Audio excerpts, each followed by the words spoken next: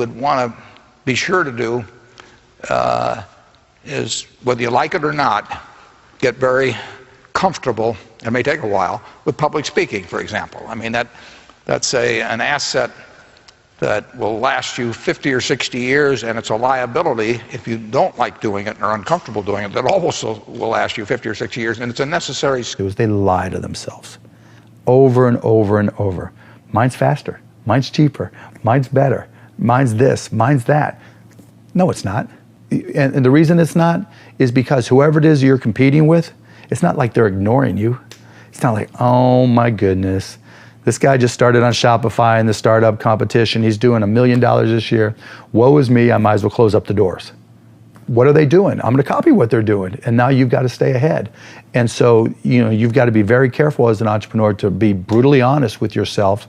And those are some of the things that you'll hear from me as a mentor, that know what you know what you don't know, but you've got to know your business better than it. In many ways, one of the key factors to legendary success isn't your natural ability. It's not whether you have the right product. It's not whether you're in the right field. It's not whether you've had a blessed background. It's not whether you have the right IQ. I want you to really think about and deconstruct and play with, maybe later tonight in your journal. I want you to deconstruct this idea of confidence. And it seems like a very simple word, but just think about it in your own life. When you have confidence, or we could even call it fire, when you have that fire within you, that confidence, that interior bravery, you almost have this power to do whatever it takes to get your brave vision done. You see, in this world, it's not about, in many ways, your strategy in your business or your ability in your life. It's about this thing called confidence. And we have all had these times in our lives when we are full of confidence. And what other people see as a problem, we simply do see as an opportunity. Other people see it as a stumbling block or a wall, and we see it as a stepping stone or this solution. And so confidence is something that you really want to wire in. Confidence is something you really want to develop. Confidence is a practice. Confidence is a muscle. And like any muscle, the more you focus on it and practice it and train it, the stronger your confidence is going to grow. And I just have to say it again. When you are at a place in your life when there is an ongoing, steady stream of confidence moving through your mindset, moving through your heart set, you do the heroic in your business and you achieve the remarkable in your life. A particularly special case study in the leadership world because he is universally regarded as a great leader. You can take other personalities, and depending on the nation you go to, we have different opinions about other personalities. But Nelson Mandela across the world is universally regarded as a great leader. He was actually the son of a tribal chief. And he was asked one day, how did you learn to be a great leader? And he responded that he would go with his father to tribal meetings. And he remembers two things when his father would meet with other elders. One, they would always sit in a circle. And two, his father was always the last to speak. You will be told your whole life that you need to learn to listen. I would say that you need to learn to be the last to speak. I see it in boardrooms every day of the week. Even people who consider themselves good leaders, who may actually be decent leaders, will walk into a room and say, here's the problem, here's what I think, but I'm interested in your opinion, let's go around the room. It's too late. The skill to hold your opinions to yourself until everyone has spoken does two things. One, it gives everybody else the feeling that they have been heard. It gives everyone else the ability to feel that they have contributed. And two, you get the benefit of hearing what everybody else has to think before you render your opinion. The skill is really to keep your opinions to yourself. If you agree with somebody, don't nod yes. If you disagree with somebody, don't nod no. Simply sit there, take it all in, and the only thing you're allowed to do is ask questions so that you can understand what they mean and why they have the opinion that they have. You must understand from where they are speaking, why they have the opinion they have, not just what they are saying. And at the end, you will get your turn. It sounds easy, it's not. Practice being the last to speak.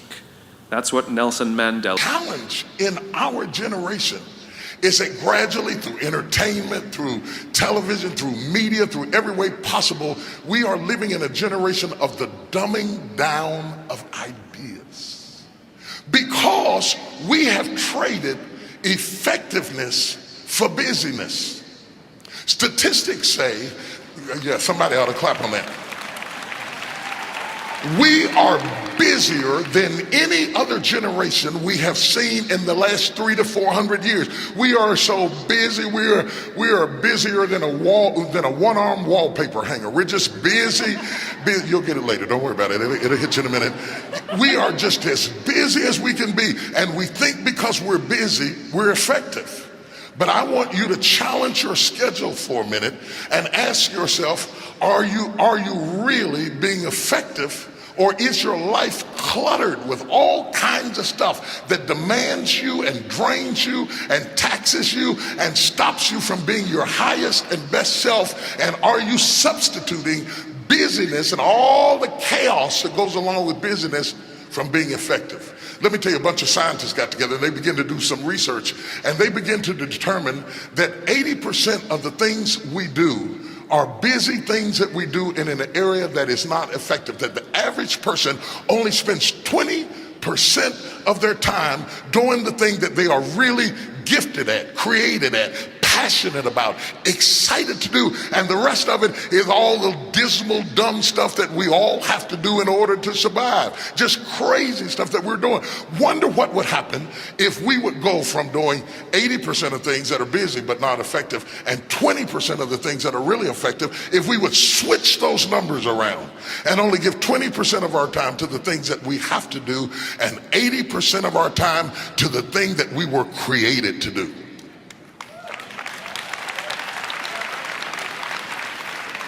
Wonder what would happen to your life. Now think about it a minute. There's a lot of things you could take from me and I could make it. You could take my suit, I got another one. You could take my car, I could get another one. You could take my house, I could get another house. But when you take my time, you have taken something from me that is totally irreplaceable. We take all kind of classes for money management. We know how to manage our money. We know how to repair our houses. We're working on our hair and our bodies and all of this kind of stuff. We do everything except the most important thing is to value our time. It takes time to be creative. You were meant to be creative. You were created in the likeness and the image of a creator, and in that likeness and in that image, you have creativity. If you had time, you would be creative. But in the absence of time and with busyness and clutter and the phone ring, beep, beep, beep. Y'all got music playing on your phone, all kinds of stuff. And no matter what kind of song you put on it, after a while you hate to hear it, because every time you hear that sound, you know it's somebody else wanting something else from you that's taking you away from what you are gifted and creative to. I have this thing that I've been promoting called No Whining Wednesdays. Wednesday, you cannot whine, complain, or criticize. And people are like, well, what is whining? Whatever you think it is, don't do it. And every time you do it, you have to put a quarter in a jar. If you whine about anything, I can't, I'm tired, why do me, why don't you, why have me? Every one of them will cost you a quarter. Or complaining, why do you always, how come they never, cost you a quarter. Then last week I had people send me pictures of their jars of quarters. Oh my God. But what they said to me also was, this was wonderful, because I was never ever aware of how much whining and complaining and criticizing I do. Now I've got mothers doing it with their children. So Wednesday is No Whining Wednesday. We need to practice that. We need to stop whining about what isn't happening, what we don't have, what we can't do, what somebody didn't do. We got to get it clean in 2014. No whining, no complaining, no criticizing. Past, you're going to be depressed because you are rehashing things that happened to you that are not going to happen again. If you're living in the future, you're going to be anxious because you are anticipating what's coming or you're wishing for things that aren't happening yet. Being in the present is where the gold is. Being in the present moment is where you will have the greatest control, where you will feel the most at ease, and where happiness flourishes. There's a super tight connection between happiness and the ability to live in the present moment. A lot of people believe that happiness is tied to the things that happen to you. Not so at all. In fact, there is a professor of positive psychology. He's one of the grandfathers of the movement. He teaches at the University of Pennsylvania. His name is Martin Seligman, and he's studied happiness for decades. Now, one of the things that we've talked about a lot is that 40% of your happiness levels are preset by genetics. 60% you are in complete control of. And one of the things that this professor has discovered is that it doesn't matter what's happened to you. In fact, some of the people that have had the worst things happen to them, like people that have survived the Holocaust, are actually the happiest and most grateful people in the world. Happiness comes down to this right up here. It comes down to your thoughts, it comes down to your mindset, it comes down to your attitude, and you are 100% control of what you're thinking. You may not be in control of how you feel in the moment, but you can always, always, always, always be in control of what you think. And that will change how you're feeling. One of the most powerful things that you can do in terms of think, and this gets back to Strick's question, is how do you be present? Being present is literally nothing more than the skill of having your thoughts be in this moment, not in the past, not in the future, but right here. The way that you teach yourself how to do that is that the moment that you catch yourself being distracted, the moment you catch yourself starting to worry, the moment you catch yourself drifting to the future or drifting to the past, that's a moment of tremendous power because you basically just woke up. You basically just noticed that you're not here in this particular moment. So use that wake-up call, 5, 4, 3, 2, 1, and ground yourself in this moment. The best way to ground yourself in the moment is to look for something in this particular moment that you can savor. Now, I'm using the word savor on purpose because it's the word that psychologists use to describe what happens when you find something in this moment right now, right here, right now, to focus on and to appreciate. It could be literally the questions. These are printed out questions from people on social media. And if I were to stop and look at these and savor them, what I would feel in this moment is a tremendous amount of gratitude because people are taking the time to write. And that makes me feel incredibly grateful. And it also makes me very happy because it means that the folks that are writing are taking control of their lives and seeking out the information that they need. Another form of savoring that we can all relate to is eating. As you're eating, instead of drifting to the future and thinking about all the things that you need to do or hanging out in the past and rehashing everything that's happened during the day, be in this moment, in this meal. Slow down. Think about the food that you're eating. Think about the people that you're sitting with and how you feel about them. And if you want to take it up a notch, actually acknowledge them. Hey, this food tastes amazing. Thank you for cooking, or I'm so glad to see you and that we get the time to have this meal together. Those small, simple acts of savoring are how you expand your happiness inside the present moment. So, how do you be more present? Simple. The moment that you catch yourself in the future, in the past, worrying, whatever, refocus yourself right here, right now, and then find something right here, right now that you can savor.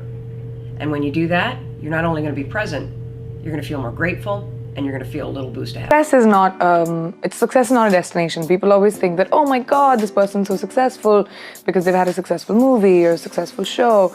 But success is a journey. You have to consistently always be successful. That's when you're really successful, because otherwise you'll be remembered for your last failure. And I've had a few, but I just have to compensate for my failure by just getting up and running. The more time you take to sort of mourn it, you're wasting that much more time in being successful.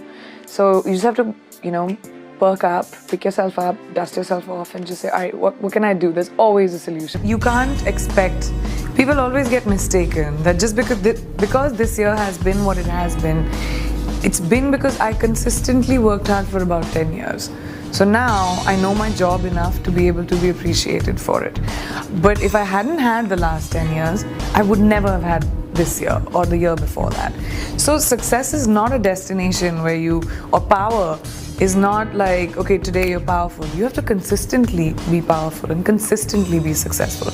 And that is a journey. First of all, I prioritize sleep. And that means saying no to things you want to do. It's not easy. No is hard. I think the hardest thing. Yeah. Last night, Sheryl Sandberg interviewed me at the San Francisco Symphony Hall. And then I had to sign books. And I would have loved to go and have dinner with her. But I went to bed.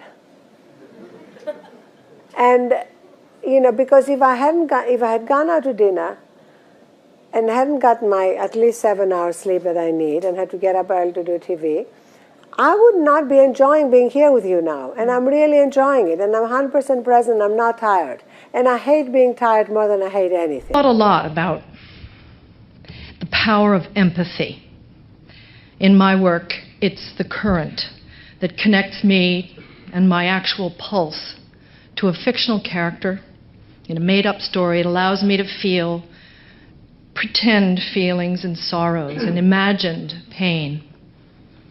And my nervous system is sympathetically wired, and it conducts that current to you sitting in a movie theater, and to the woman sitting next to you, and to her friend, so that we all feel that it's happening to us at the same time. It's a very mysterious and valuable resource of the human species.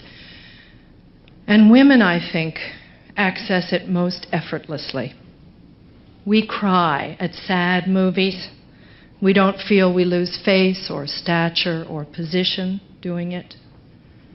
We see a news story that enrages us and we write letters through tears, our hearts pounding. I used to wonder why human beings developed these inconvenient and embarrassing responses, this sniffling, choking, wet obstruction.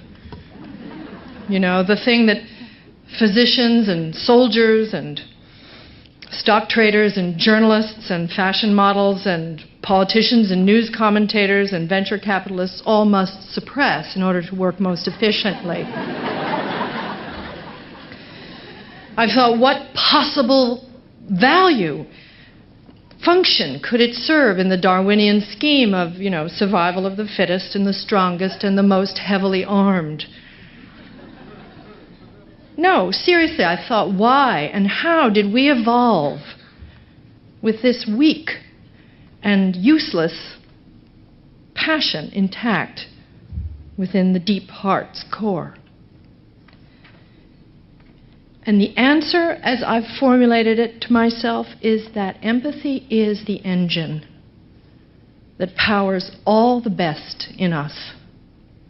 It is what civilizes us. It is what